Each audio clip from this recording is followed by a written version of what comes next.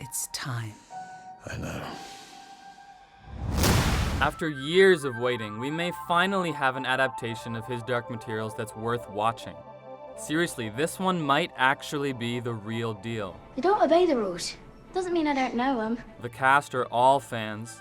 The writers are staying true to the books, and the TV format gives the content way more time to breathe. But most importantly, it looks like they did the demons right this time. Lyra, don't do anything stupid. His Dark Materials, for those of you who don't yet know, is a trilogy of books. The first one, The Golden Compass, came out way back in 1995.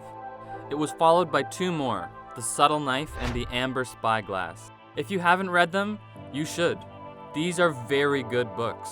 They're like Harry Potter, but for people who aren't into Harry Potter. The first book was adapted into a movie in 2007 called The Golden Compass, and it was, let's say, disappointing. Whimpering cub? Is that all? The new show looks like it will right the wrongs of the film, though. Without spoiling too much, here's a quick rundown of the world of the books, and now the show. Lyra?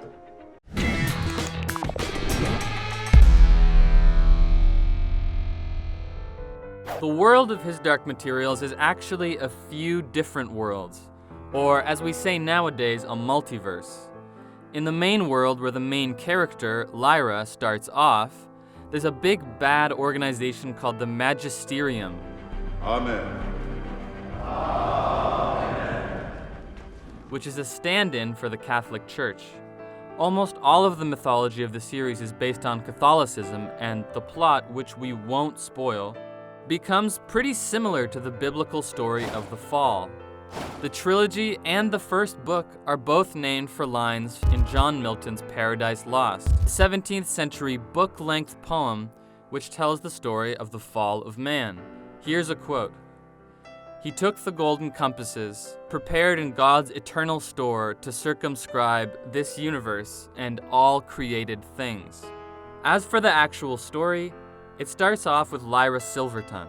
She is an orphan who gets adopted by Miss Coulter, who is glamorous and rich, but obviously evil. Lyra's uncle, Lord Asriel, is an Indiana Jones-style academic/explorer who is researching the mysterious thing known as dust.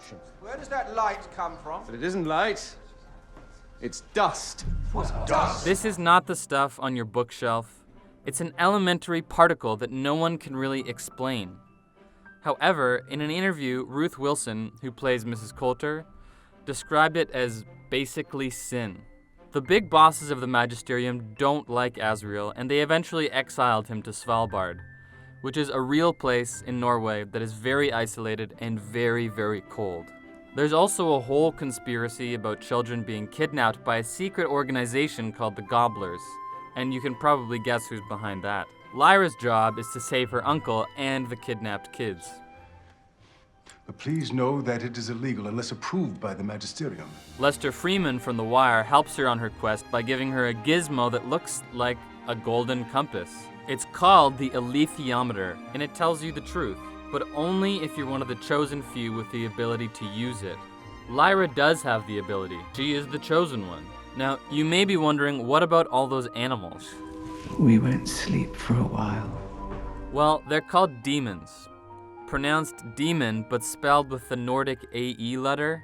These things are pretty much spirit animals inspired by old religious paintings, like this one by Leonardo da Vinci. Everyone in the books and the show has a demon. But if you're a kid still developing into your true personality, then your demon is constantly changing and being molded by what's happening in the world, just like you. But once you come of age, your demon assumes its true and permanent form. In any given situation, someone's demon will reveal how they really feel. The demons are central to the book, so it was very important that the new show got them right and didn't Lion King it. Scar? Scar? Scar, Scar, Scar, Scar, Scar, no, don't look at me like that. After one episode, it seems like they did a good job with them, but how exactly did they do it? Now, it's easy to tell that the screen demons are made with CGI. What's harder to understand is how they integrated this CGI so seamlessly with the actors' performances and made it look like these people are one with their fantasy pets. The people who did the animations are a company called Framestore. They explained that they had to film the scenes the old-fashioned way, with puppets. This is kind of like what they did with the Hulk, where Mark Ruffalo had to wear a suit with a tennis ball above his head, but here they went all out. Each demon would have its own puppet, which would be controlled by a puppeteer to make it seem lifelike. The point was to give the actors something to latch onto in their performance, almost like an animal co-star. Some of the actors, like Ruth Wilson, even built relationships with their puppeteers. She apparently built a very strong bond with the guy who controlled her monkey, Brian Fisher. The VFX supervisor, Russell Dodgson, told Metro UK that, quote, "We did a lot of workshopping with Ruth. She would work with Brian about physicality and how Coulter and Monkey would attack and work a room as they worked in. Oh, also, the demons talk. The gift the master gave you. So each of them is voiced by an actor. They would be there on set, saying their lines as the puppeteer pulled the strings. As you can imagine, this was nerve-wracking for the animators, who didn't want to mess up a good performance with shoddy CGI. Dodgson said that one of the biggest challenges you face doing a show like this is you put Ruth Wilson on stage, or Daphne Keane, or James McAvoy, and they deliver a really powerful, emotive performance, then sticking a monkey in it. It was particularly challenging to animate Lyra's demon. Pantaleon, or Pan, is constantly changing shape because Lyra is still a kid.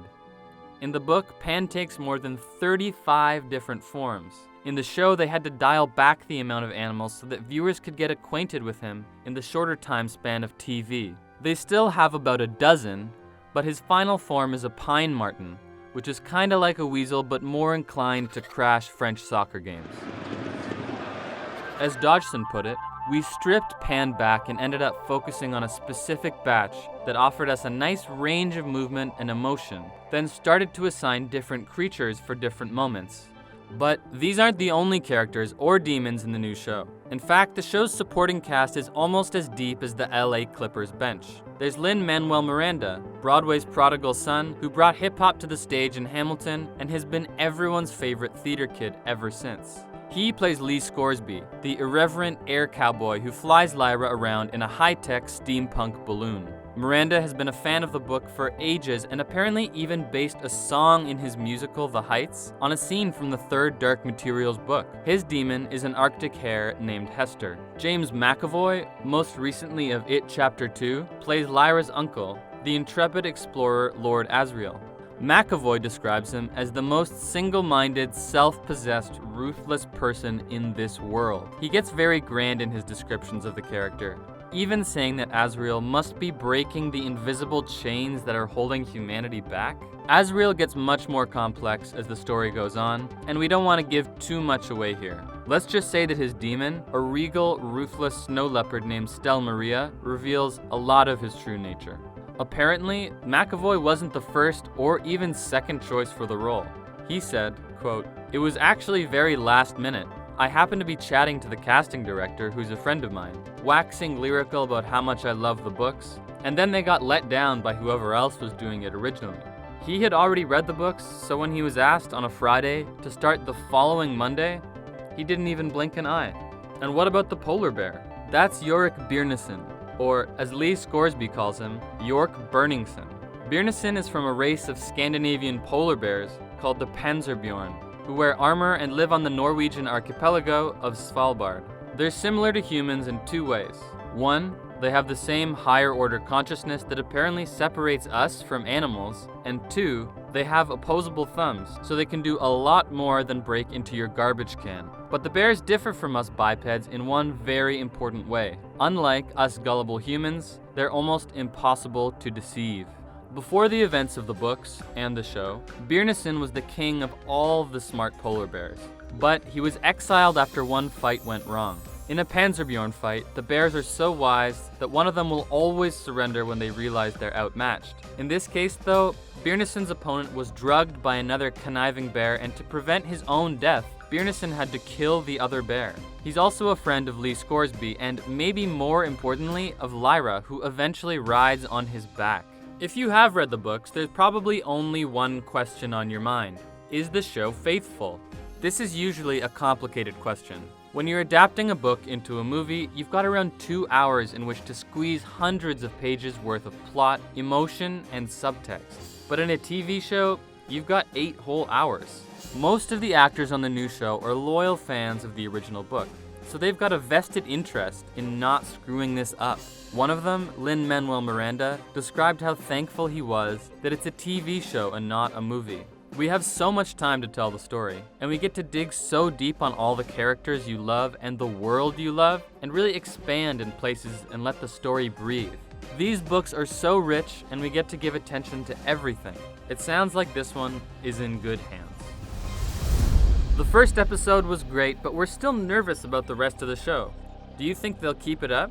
Let us know in the comments and subscribe to The Binger for the latest.